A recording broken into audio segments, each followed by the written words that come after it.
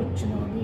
ప్రజలందరినీ ఆశీర్వదించాలనే ఆయన ఈ లోకానికి వచ్చాడు. ప్రజలందరినీ కూడా మరణ భయం నుంచి తప్పించాలనే ఆయన ఈ లోకానికి వచ్చాడు. ప్రజలందరినీ దుఃఖముల నుంచి తప్పించాలని ఆయన ఈ లోకానికి వచ్చాడు. ప్రజలందరినీ స్వస్థపరచాలని ఆయన ఈ లోకానికి వచ్చాడు. ప్రజలందరినీ కూడా మరి ఆశీర్వదించాలని ఆయన ఈ లోకానికి వచ్చాడు.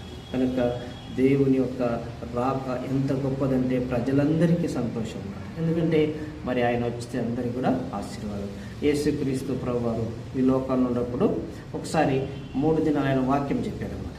3 days ఆయన వాక్యం చెప్పినప్పుడు మరి 3వ రోజు ప్రార్థన చేశాడు. అందరు వెళ్ళిపోతున్నప్పుడు యేసు ప్రభువారు మీరు వెళ్తున్నారు, అయితే వీరికి మీరు భోజనం పెట్టండి శిష్యులతో చెప్తున్నారు. అయితే శిష్యుల దగ్గర ఏం భోజనం ఉండదు. అయితే అక్కడ ఉన్న ఒక పిల్లవాడి దగ్గర మరి 5 యవల రొట్టెలు 2 చేపలు ఉంటాయి, చిన్న చేపలు.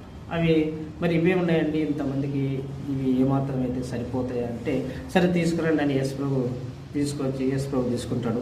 మీరు జనాల్ని మరి కూర్చోబెట్టడని ఆ ఒక 5 రొట్టెలు 2 చేపలు ఆశీర్వదించి మరి 5,000 మందికి పంచిపెట్టాడు. 5,000 మంది పంచిపెట్టినప్పుడు మరి 5,000 మంది తింటారు. తిన్న తర్వాత మళ్ళీ 12 గంపలు కూడా మిగులుతాయి అన్నమాట. చూడండి, 5 రొట్టెలు ఒక గంపలు వేస్తేనే నిండవు, కానీ